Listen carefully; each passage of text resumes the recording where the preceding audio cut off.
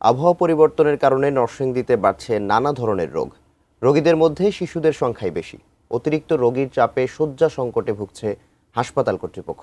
বিস্তারিত জানাতে নরসিংদী সদর হাসপাতাল থেকে সরাসরি যুক্ত হচ্ছেন নরসিংদী প্রতিনিধি সোহাগ মিয়া। সোহাগ, কি ধরনের রোগের প্রকোপ আসলে বেশি দেখা যাচ্ছে? চিকিৎসকরা কি বলছেন? অবকাঠামোগত যেসব সমস্যার কথা আমরা বলছিলাম, সেগুলো সমাধানে সংশ্লিষ্ট কর্তৃপক্ষের সাথে নিশ্চয়ই আপনার কথা হয়েছে, তারা কি বলছেন? ধন্যবাদ মাফি আপনাকে।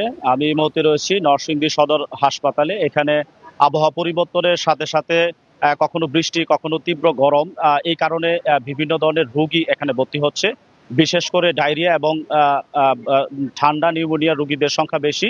আর এখানে সদর হাসপাতালে যে বিভিন্ন ওয়ার্ড রয়েছে, সেই ওয়ার্ডগুলো ঘুরে আমরা একটি চিত্র দেখতে পেয়েছি যে এখানে শিশু রোগীর সংখ্যাটা সবচেয়ে বেশি। আজকে শিশু ওয়ার্ডে প্রায় ৩০ জন শিশু ভর্তি আছে। তারা এই গরমজনিত বিভিন্ন রোগে আক্রান্ত হয়ে তারা এখানে চিকিৎসা সেবা নিচ্ছেন। এছাড়াও এখানে হাসপাতালের সংস্কার কাজ চলার কারণে এখানে রোগীদের চিকিৎসা সেবা নিতে আসা যারা রোগী আছে তাদেরকে ভোগান্তিতে পড়তে হচ্ছে।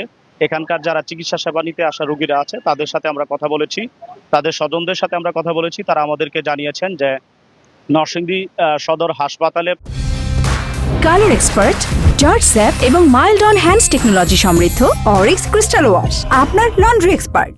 সবসময় তাদেরকে আসলে ভোগান্তি পড়তে হয়, কারণ এখানে শয্যার বিপরীতে রোগীর সংখ্যা বেশি ভর্তি থাকে। এছাড়াও এখানে যে জনবল অনেকটাই কম, রোগীর বিপরীতে চিকিৎসক অনেক কম। তবে হাসপাতাল কর্তৃপক্ষ আমাদেরকে জানিয়েছেন যে এখানে হাসপাতালে যে অবকাঠামোগত সংস্কার কাজ চলতেছে, সেই সংস্কার কাজ যদি শেষ হয়, সংস্কার কাজ শেষ হলে আসলে রোগীদের যে কাঙ্ক্ষিত সেবা সেটি নিশ্চিত করা সম্ভব হবে। এছাড়াও এখানকার দালালের দৌরাত্ম্য রয়েছে, এই বিষয়টি সিভিল সার্জনের সাথে আমরা কথা বলেছি। সিভিল সার্জন আমাদেরকে জানিয়েছেন যে আসলে তারা বিভিন্ন অভিযানের মাধ্যমে দালাল নির্মূলে তারা কাজ করছেন।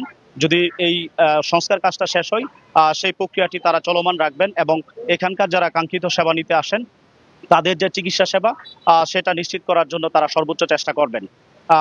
এছাড়াও এখানকার যে সাধারণ রোগী